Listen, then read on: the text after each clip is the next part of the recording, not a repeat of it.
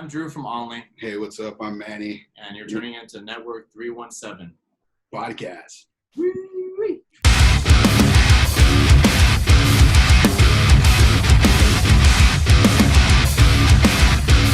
Hey guys, thanks for stopping in for another episode of the Network 317 podcast. We have this kick-ass band from California, Aenly. Hey guys, how's it going? How's it going, man? I really don't know too much about you guys other than what Shauna keeps sending me, which is kick-ass. If you can, man, break me in on your sound and what you guys are about. Well, our sound kind of varies from a lot of different influences. Our main one, I guess, would be since our guitarist Riggs is more influenced by Meshuggah. A lot of it kind of comes from that old school sound, but we also implement a lot of like new age like nuances and like tabs Right. here and stuff, you know. Yeah.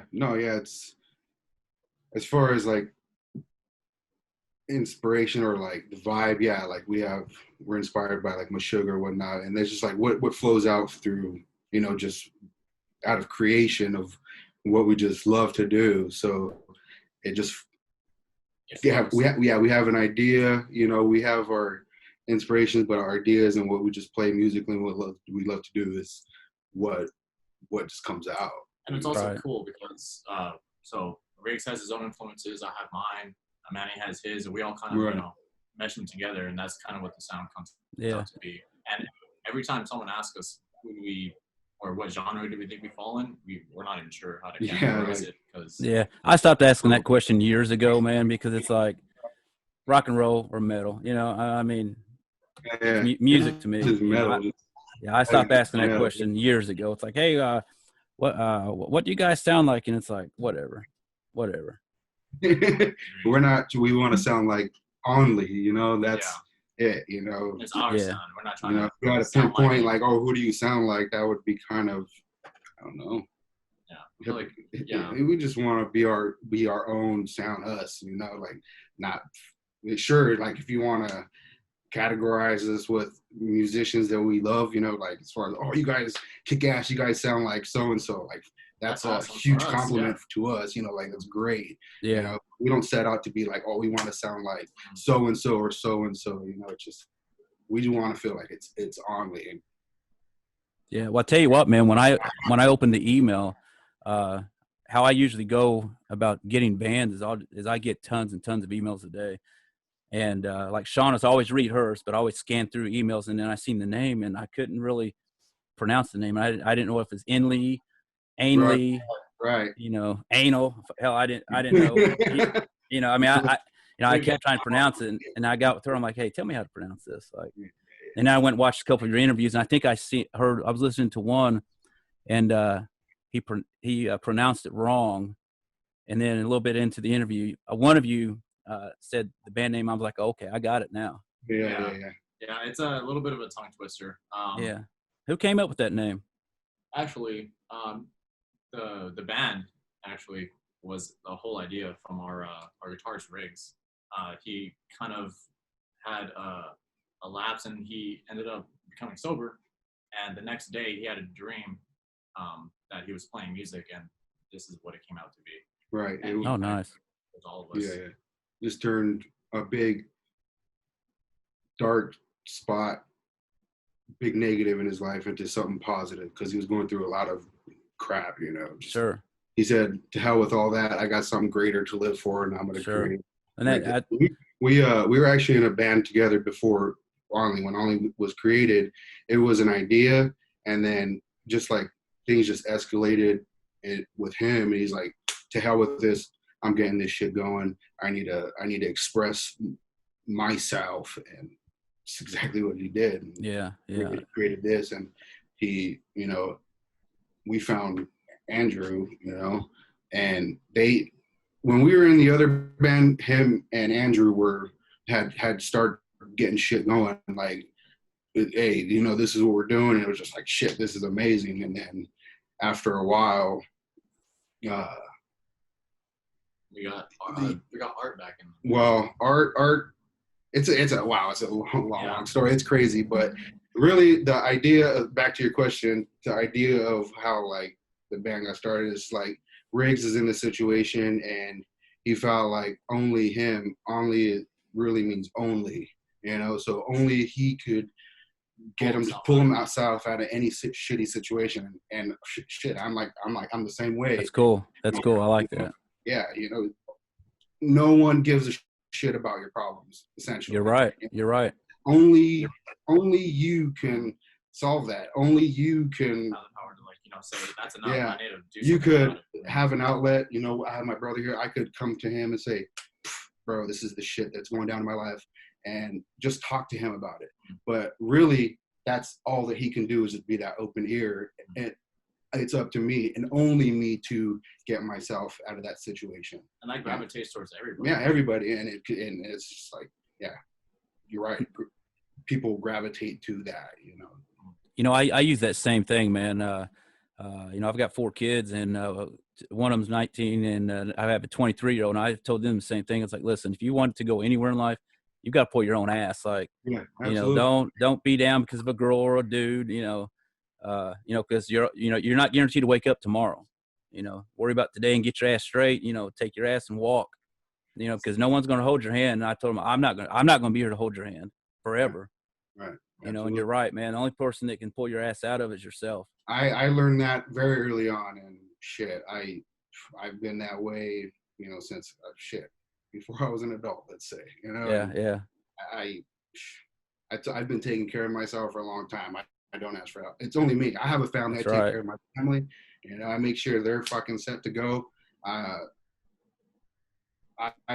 didn't have like I had my dad. He passed away when I was young. You know, I had my mom who was like, she was tough love. You know, get your shit together. Let's go. I'll stop taking care of me. Make sure that I was doing shit by myself, which is like at the time I was like, that's fucked up. You know? Yeah. It turned me into who I am now. You know, it's just like I take care of shit. You know, everything happens for a reason. Absolutely. Right.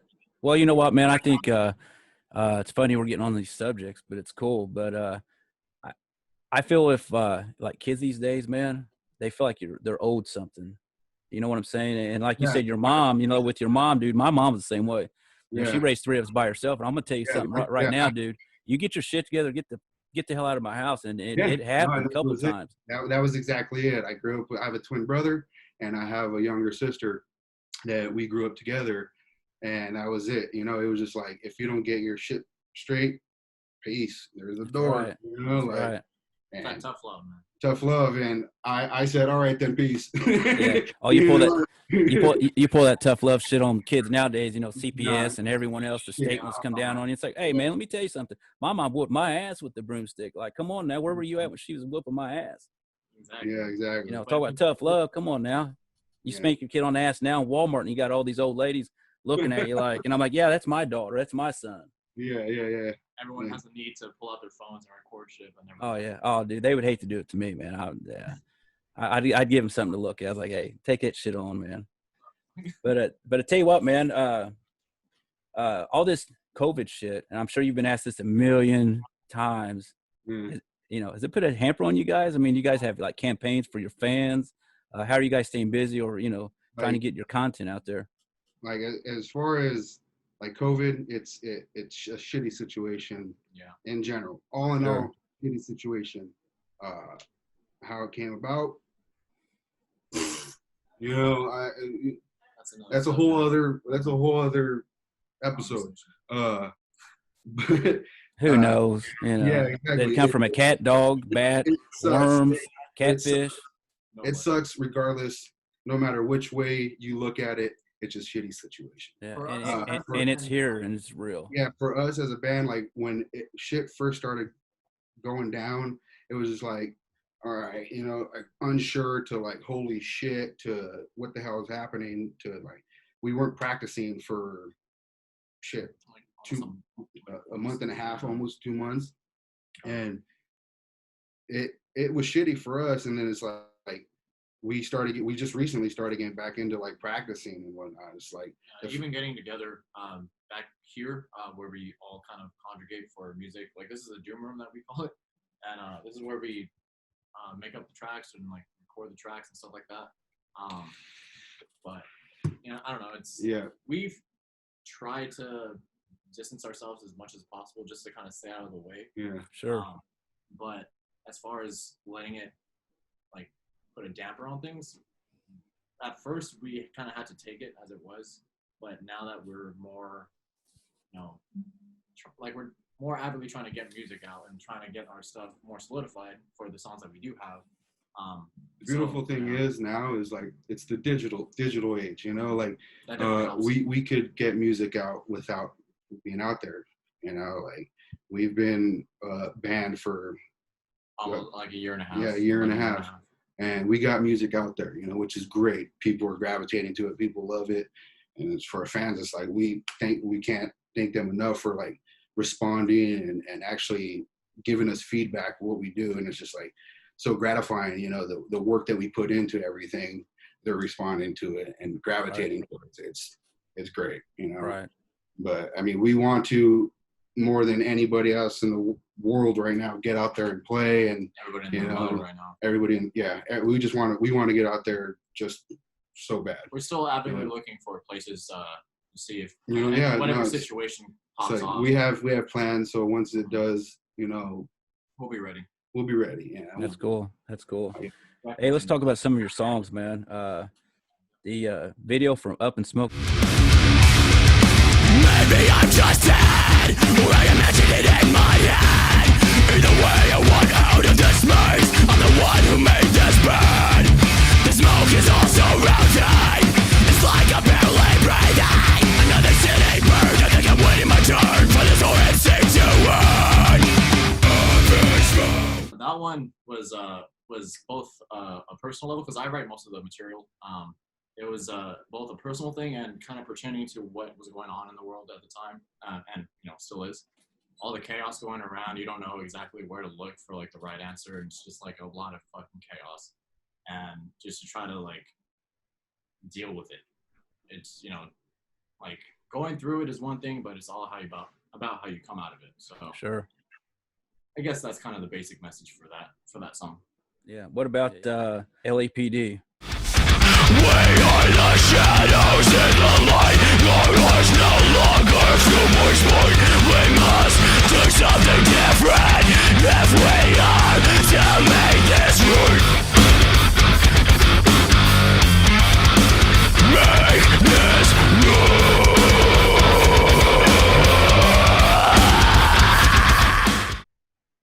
Ooh, that one.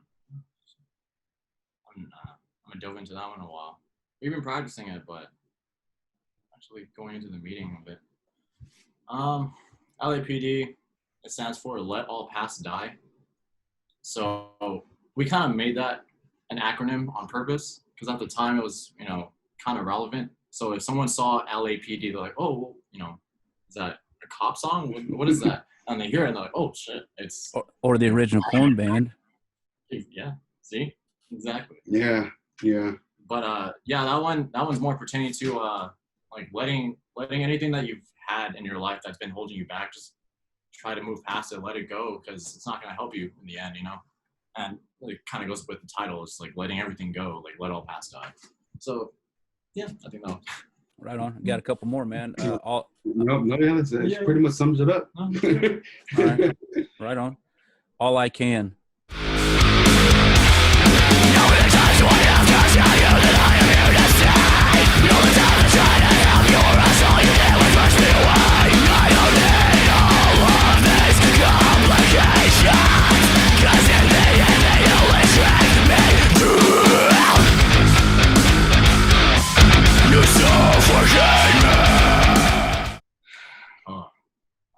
That one, kind of the same. It's pertaining to a situation that you're pleading to someone that, like, I'm doing all I can, but you're not helping me out. Like, I'm trying to reach out for help, but you're not giving it to me. So I just got to do this on my own, because I'm only my own man. Like, I'm only, so I can only do so much. So that's kind of pertaining to that one. What'd you say, Manny? I would say yes. Yeah. I concur. I concur. Hey, come on, Manny, what's your opinion on that? I'd have to go exactly what he's saying. Like, really, the writing, the music-wise, like, I'm instrumental. Like, what he writes, like, we give him all creativity. Like, that's it. Like, we let him be his artist, and what he does is like poetry almost.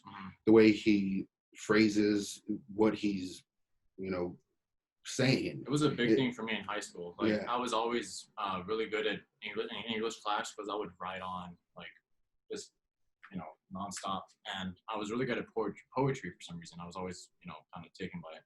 And I got into R&B and rap and like what the meaning was and how the tempos were. Hey, man, you don't be scared. Let it cut, man. Let it rip. Do it. Dude, I'm like, bro, like, I'm the one person that probably you will never see do like dancing and shit. Oh no, he does on the side, but No, yeah, that's part time. that's only for that's reserved for us. For money. Yeah. Well, I don't drink anymore. When I was shit faced, I would definitely dance, but you don't want to see me dance. No, yeah, like trust me. Yeah, it's bad news. Man. We have to sprinkle it. But yeah, they do give me a lot of creative freedom when it comes to writing. I write a lot of what's kind of pertaining to my own situation or like the situations around me. Like we have a song, The Light, that's a little further back.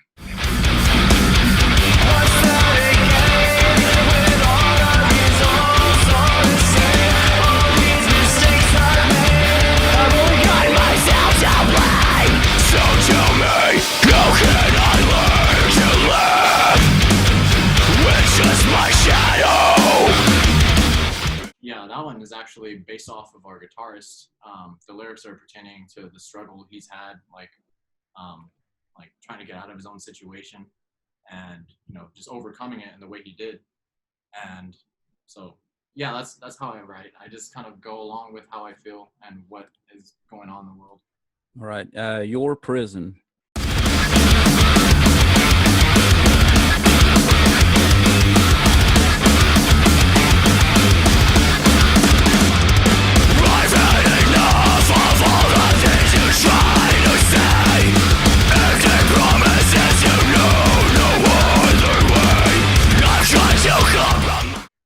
Your Prison. That one. We were literally just talking about this one. Yeah.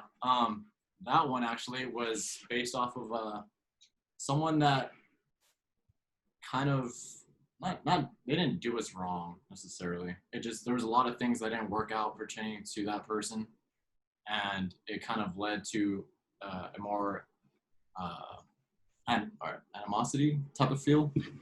And so going through that situation, it kind of made it easier to articulate it on words. Like it just made it I don't know, it made it I don't know. Like I know you know exactly how this kind of went.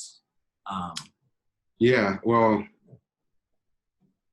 without saying names or anything, just like with how we met, you know, like how I met Riggs is like the situation that we had in previous bands, like what was going on at that time and the reason why.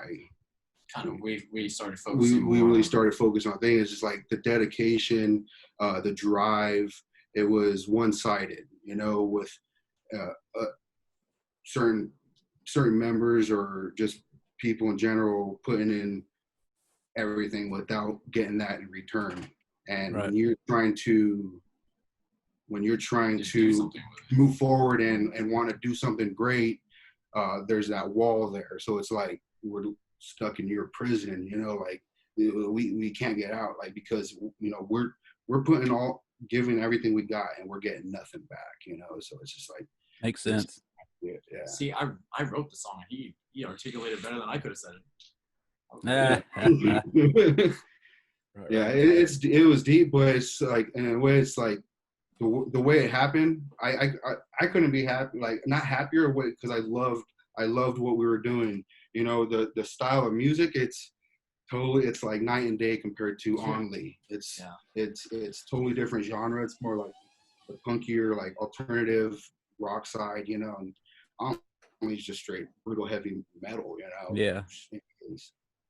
So it's just like I was doing that, and I still love to do it because I was playing music, you know. I was just doing what I love to do, and I was sacrificing a lot for it, you know, putting in a lot of shit. I don't live nearby, you know. I have to travel, you know, to and from practice. To this day, shit, I travel more than an hour to and from, or to practice. You know? Oh wow.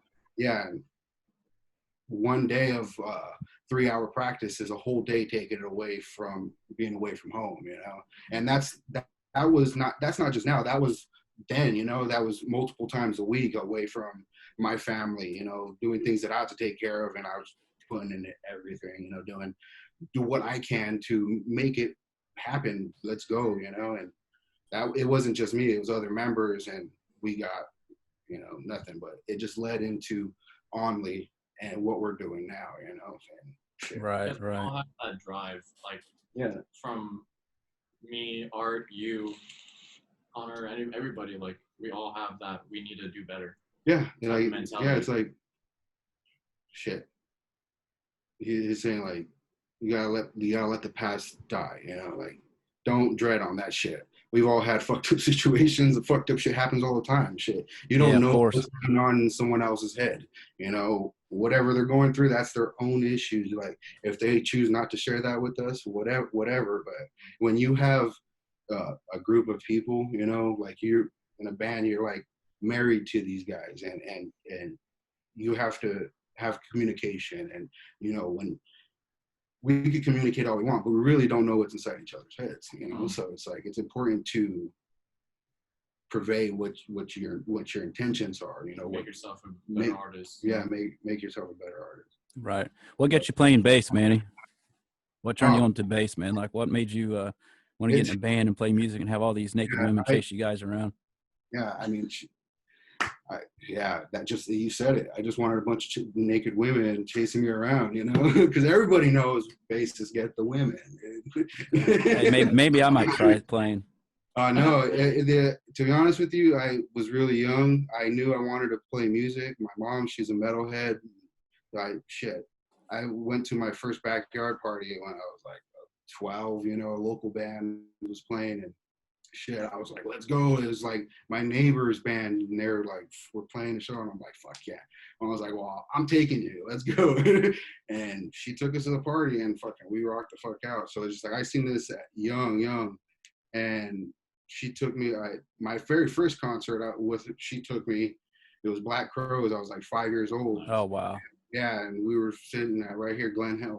It's Glen Helen, it's local venue. It's where all the concerts are held out here and shit. But we were there, and yeah, that was our first shit. So it's just like early on, like where I grew up, a lot of people around me played music. Ironically, like I grew up in Covina, you know, and like Tommy Lee's from Covina and shit. Yeah, like it's a lot of big name acts come out of from like just like that small general area, like the San Gabriel Valley area. And it's just like when I moved to Covina, I was, you know, fairly young, and I just found all these musician homies, and this guy we knew, he had a guitar, and we would go over there and play. Me and my brother would go over there and play, and this dude was like, hey, I got these fireworks. Like, it was so fucking, like, I think about this situation now, and it's so weird. Like, this guy was like, I got these fireworks. We were kids, bro, like so young. If you sell these fireworks for me, I'll give you that guitar. And fucking, yeah, fucking, we sold this dude's fireworks and shit. And fucking, he was like, here you go. It was like a little cheap guitar, but shit. Yeah, we played that, and I was probably like, dude, like, I want to say like 11, 12, you know? Like, so that's when like I first like picked up an instrument. But that was my brother's guitar, essentially. I just played it because he sold pretty much all the fireworks. So I was like, fuck, I want a guitar. I want to play drums. That was like my first one. I seen somebody play drums for the first time. I don't know who it was. I was really young. I was like, oh, I want to do that. I want to play drums, you know? And come to find out, drums were like really expensive. So I was like, maybe someone else. Guitar, you know? And it's crazy because I, at the time, knew a pretty fair amount of guitarists, just like homies, you know, around the area. And I was just like, yeah, I want to play guitar because everybody else played guitar. And I was like literally saving money. I was fucking washing people's cars, raking leaves, and cleaning houses, whatever I could do to like save up money as a kid, you know, to buy my guitar. And shit, I don't know how much money I had saved up, but my mom, she goes, how many guitarists do you know? I was like, oh shit, so and so, so and so, and so and so. And she's like, exactly. She goes, so if everybody wants to jam and somebody needs a guitarist, how many guitarists are there to go to? I'm like, yeah. She's like, why don't you try play bass? Because who do you know that's a bassist? And I was like, fuck, nobody. You know? Right. I don't know who bass is. She goes, why don't you try bass? I was like, fuck, all right.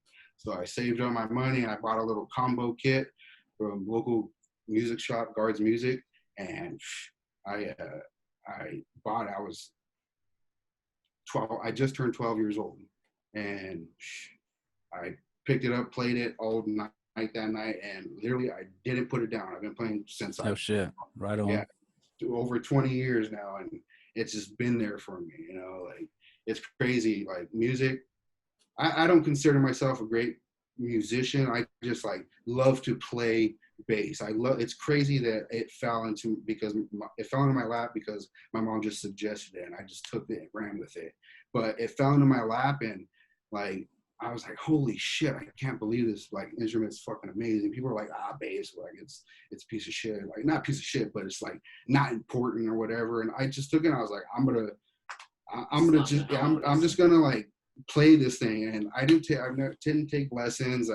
I'm not into like literature. I fucking hate looking in books. So it's like I didn't take the time to learn how to play the bass. I just played it. I watched other musicians, like, damn, that's badass. I want to do that. Like, and I just started trying to do it. Like early on, I was playing like Green Day and shit like that, like Rage Against the Machine, System of a Down, and, like Motley Crue.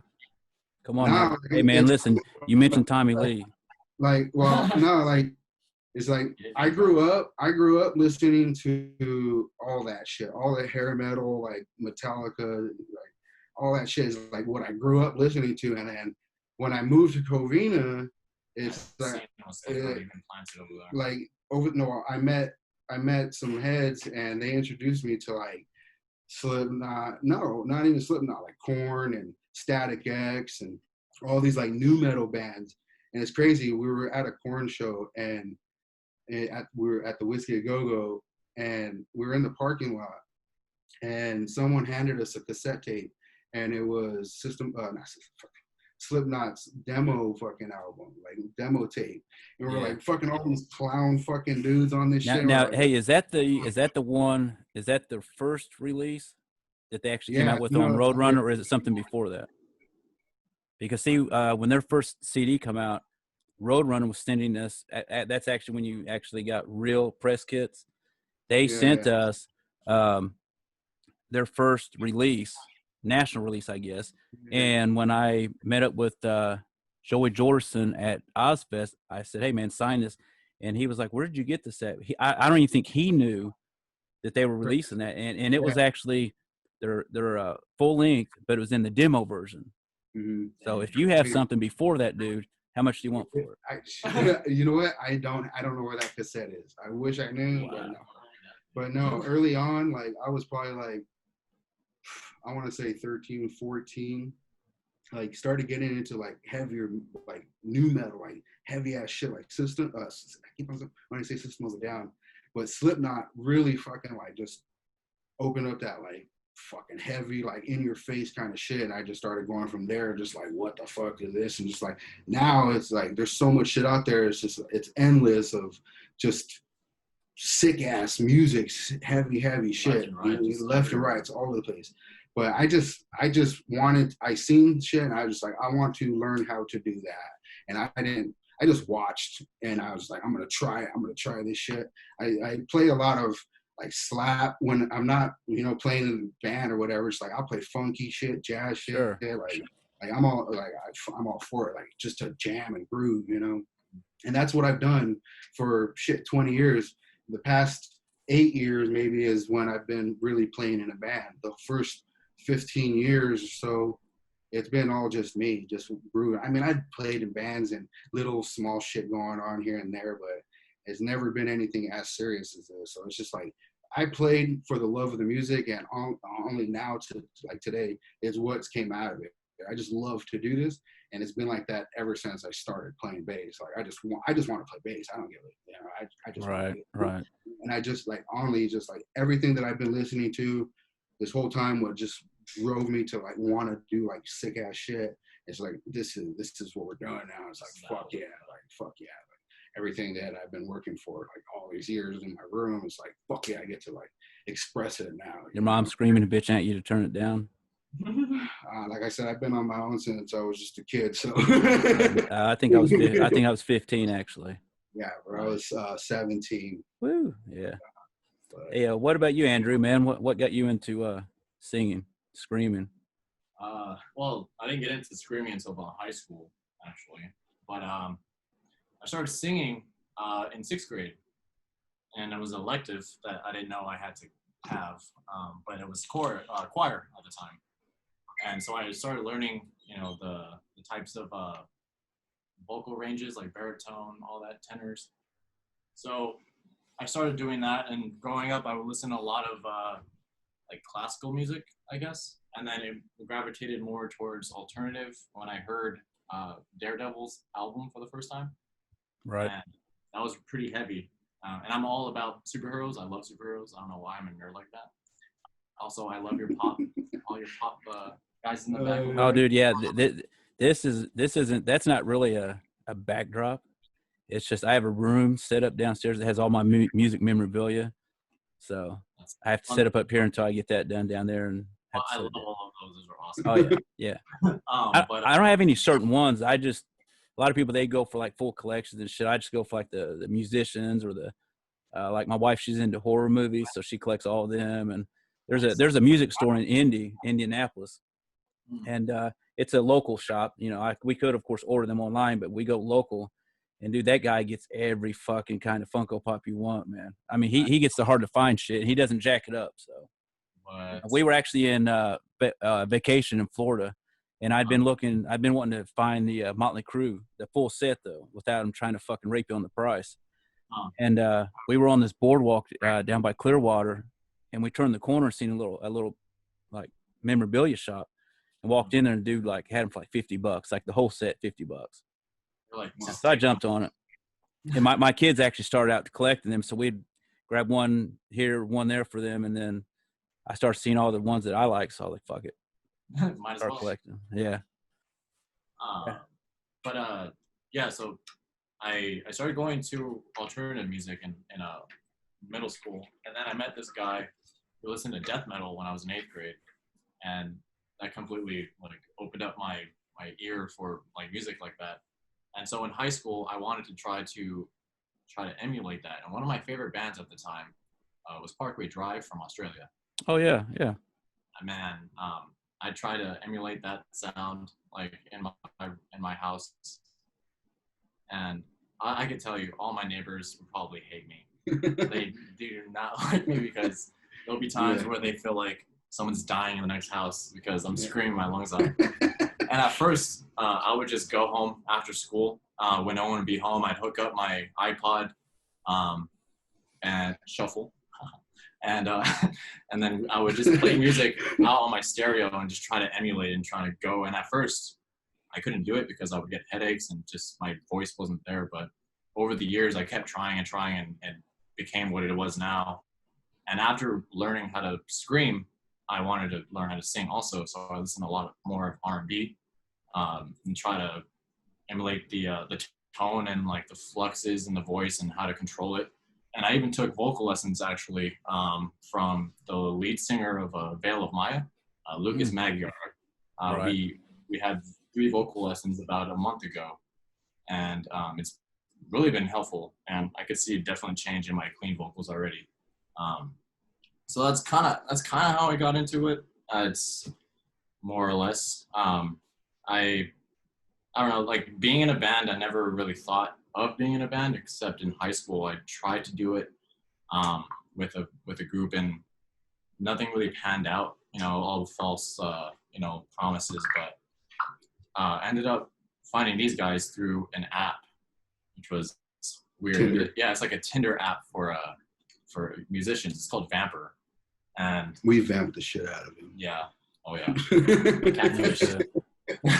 No, but yeah, I met these dudes, and I showed them a vocal cover that I had at the time, and they liked it, and we just kind of rolled with it. And since being here, we each push each other to be a better musician. So like if, say I'm doing a take and it didn't sound as good as Riggs or anybody who's in the room thinks I should, they'll all speak up and be like, I think you could do that better. You could do it again. And we've reached that point to where we just progress naturally. And every time someone has something to say, it's easy for someone to speak up because we're all open ears. That's cool. Hey, what do you guys have in your on your playlist? Is it all heavy shit, or do you guys float here and there? Nah, shit. I mean, I'm all over the place, dude. Like, Me too. yeah. I mean, there's some genres where it's just like if it's on, it's not for sure not on my playlist, but it's like if it's on, sure, I don't mind it. I appreciate music for what it is. But yeah, on my playlist, I love all kinds of shit. Reggae, metal, of course. Dub reggae, like Dirty Heads and shit like that. Nice. But yeah. Mine's kind of, I don't know. I mainly listen to metal because I have a playlist that's just like pure metal, and then I have moods where I'll just go into pop punk or alternative. I'll go into some country. I'll go into R&B. I like rap because specific rap because of like the melodies and the like what they say and like and how like much it means to them is like really cool. I listen also. I like underground hip hop's pretty dope. Dude, yes, I guess underappreciated. Mm-hmm. Also listen to John Legend and Ed Sheeran, Adele, some stuff like that, just to try to like. I like singing those too. Actually, those John Legend is my go-to for karaoke nights. So that's cool. That's cool. Don't pick that one if we're ever going out. But yeah, I like to kind of keep it diverse. Mainly heavy metal for me. I could listen to it morning to night, but yeah, I love metal too, man. But like I was prepping to interview David Ellefson from Megadeth, and while I was sitting there writing questions, and I was listening to Prince. There you go. Yeah, it's weird. I think it was even maybe Cyndi Lauper. and then actually, no bullshit. Then I think that's when I opened the email from Shauna with you guys. Really? Yeah, like it was right about the same time. While I was prepping for this interview, going from Prince, Cyndi Lauper. I'm pretty sure it was you guys. Do you guys have any advice for up and coming bands? Just keep at it. Like, even if you feel you're just discouraged by certain setbacks, like you're the only one that are able to, make it happen. So collectively get together and just like try to make it happen because no one's gonna hold your hand. Right. And communication. Yeah. Transparency. All right. Talk to each other, you guys. Hey, I'm going to rewind a little bit. Go back to the videos. You guys have some playthroughs of LAPD, right? Yeah, we do. Yeah. Now, do you guys have a playthrough with where your drummer's doing it, or is it just vocals, guitar, and bass? Yeah, vocals, guitar, and bass right now. Shit, we should. Right now. Well, I was gonna say, dude, it's like seriously, if you guys have your drummer do that, that could be another video you guys could edit. Like jump back and forth. He also actually did a cover of our song "Up in Smoke," our new one, for Soultone. Is it Soultone? Yeah, Soultone Symbols. Yeah. They've recorded him doing a live playthrough of that song, so we're gonna actually try to utilize that too. But we are gonna go back into maybe LAPD or All I Can too. We could even do that. Dive into all of our songs. We have a lot of work to do when it comes to that. We're still learning a lot of our songs too, and trying to come up with new ones at the same time. But I mean, once we've all kind of grasped that, we can move on forward to the next step. Mm-hmm. And everything we're finding on YouTube, is that what's going to be on your new release, or is that just some old releases you guys have? Actually, the Ignorance and Oceans are our earliest stuff. Our Ignorance was our very first song that we released, and then along came Oceans, and then LAPD, All I Can, The Light, and Your Prison were all on our EP that came out about 6 months. Yeah, about 6 months ago. And now we actually had an idea of releasing another song before Up in Smoke. And I don't know how it really came about. I think Riggs was going through some personal stuff, and as was I. And I met up with him one day, and he showed me, he's like, hey, man, I've been working on this riff. Tell me what you think. And so I listened to it a few times, and I was like, man, it's really cool. I got some lyrics right here if you want to try to put it down. So we just layered it. And within 4 days, we had that song. And Nice. yeah, it's a really good process for us. And then we all collectively get together when we go to practice, and we all hash it out there. Make sure we're tight on our spots, and There you tight. go. Where can our viewers find more of Aenly at? Pretty much everywhere you could find music, YouTube, Yeah, if you go Amazon. on onlyband.com, it'll have all of our links there pertaining to both our Spotify, our social media, our, I think, iTunes link as well. It should be all of it, actually. Everything's there. Yeah, only.com, AENLY. Onlyband.com. Sorry. All right, right on, man. Well, I tell you what, that's all I've got, man. But it was a great interview, man. I appreciate you guys taking the time out and hanging out for a few. That's great, man. That's awesome. I see the fires raging, not only inside but to the world, not ever